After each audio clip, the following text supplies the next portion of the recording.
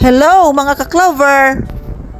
Wish ko po sa inyo na sana'y nasa mabuti kayong kalagayan sa araw-araw at panatilihing maging positibo ang inyong pananaw sa buhay.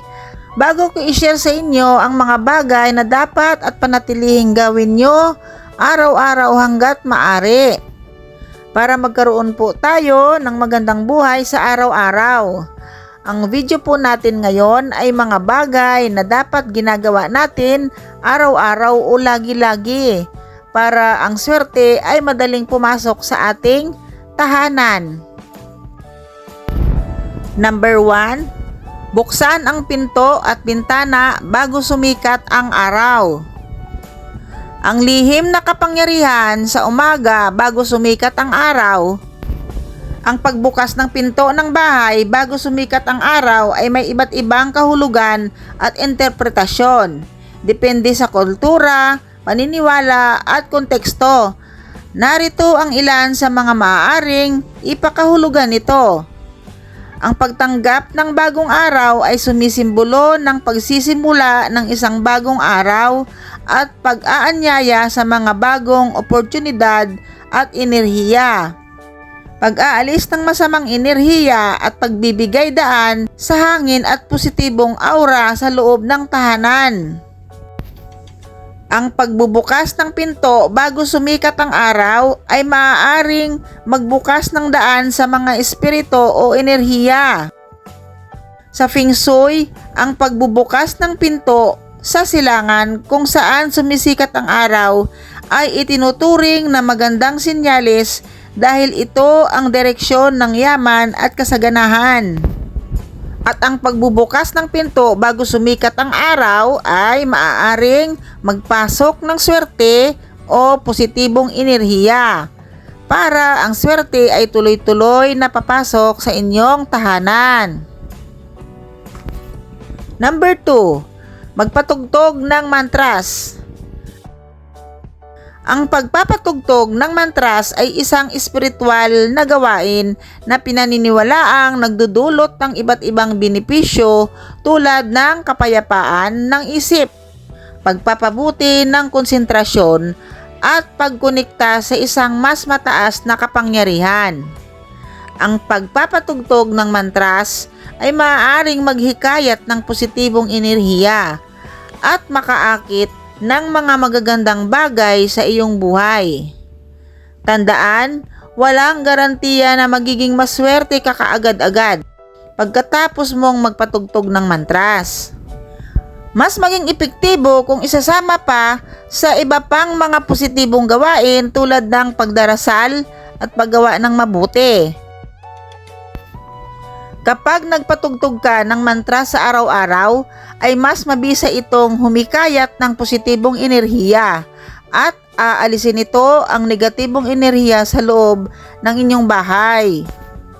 Proven and tested ko na yan mga ka-Clover dahil ginagawa ko lagi ang pagpapatugtog ng mantras sa aking bahay. Lagi-lagi. Ang sarap po sa pakiramdam talaga kapag nakikinig ka ng music ng mantras tapos yung katamtaman lang yung lakas at tahimik lang yung iyong paligid. Ay napakasarap sa pakiramdam po talaga. Number 3, pag-display na kumakaway na pusa. Ang pag-display ng kumakaway na pusa ay maaaring maging isang epektibong paraan upang makaakit ng mga customer, magpakita ng personalidad at magdagdag ng isang touch of charm sa anumang negosyo. Ayon sa Feng Shui, ang pusa ay maaaring magkaroon ng partikular na kahulugan. Depende sa posisyon nito at sa iba pang mga elemento sa paligid. May mga paniniwala din na ang pag-display ng pusa ay may kakayahang mag-alis ng masamang enerhiya. Ang pag-display nito sa pasukan ng negosyo ay maaaring magbigay ng proteksyon at mag-akit ng positibong enerhiya para sa ikauunlad ng iyong negosyo. Kami nga po ito, meron kaming kumakaway na pusa sa bintana sa tabi ng pinto namin para makaakit ng maraming pasahero Dahil ang negosyo po namin ay may dalawa po kaming sasakyan na pinag-grab po at ayon po ay napakaganda po ng resulta ng aming pamumuhay. Kaya kung wala naman kayong pwesto sa negosyo, basta may hanap buhay kayo na iba na wala pong pwesto, ay pwede nyo pong ilagay ang inyong kumakaway na pusa sa tabi ng inyong pintuan o kaya sa tapat ng inyong bintana. Number 4, pag-insenso sa loob ng bahay. Ang pag-insenso sa loob ng bahay ay isang tradisyon na may iba't ibang kahulugan, depende sa kultura at paniniwala. Narito ang ilan sa mga karaniwang kahulugan. Paglilinis ng masamang espiritu sa isang lugar. At siya namang pag-iinsenso ay nag-aanyaya ng mga positibong enerhiya, swerte, at kapayapaan sa bahay. Bukod sa espiritual na kahulugan, ginagamit din ang insenso upang magbigay ng kaaya-ayang amoy sa bahay. Pinaniniwalaan din ang pag-iinsenso ay mas mainam na pangalis ng malas para ang swerte ay papasok sa inyong tahanan. Lalo na po mga ka-Clover, pag New Year, kailangan talaga natin magsindi ng insenso. Magkakaroon po tayo ng video nito para ituro ko po sa inyo kung paano gawin at kung ilan ang bilang nito pagkatapos ng putukan, kasi ang mga espiritu ay nabulabog sa mga putukan, kaya naghahanap yan ng mapapasukan sa loob ng ating bahay kapag sila ay nabulabog. Number 5, speaker o radyo. Ang pagpapatugtog ng music ay nag-a-attract ng magandang balita at masaganang buhay. Dapat maglagay ng speaker o radyo sa northwest na bahagi ng iyong bahay. Ang madalas na pagpapatugtog ay isang paraan para makapagtaboy ng mga bad energies sa loob ng inyong bahay. Ang paglalagay din ng mga office materials gaya ng computer, phone at iba pang communication devices sa northwest o west part ng iyong bahay o kaya sa opisina ay tumutulong para maging productive ang trabaho o negosyo mo.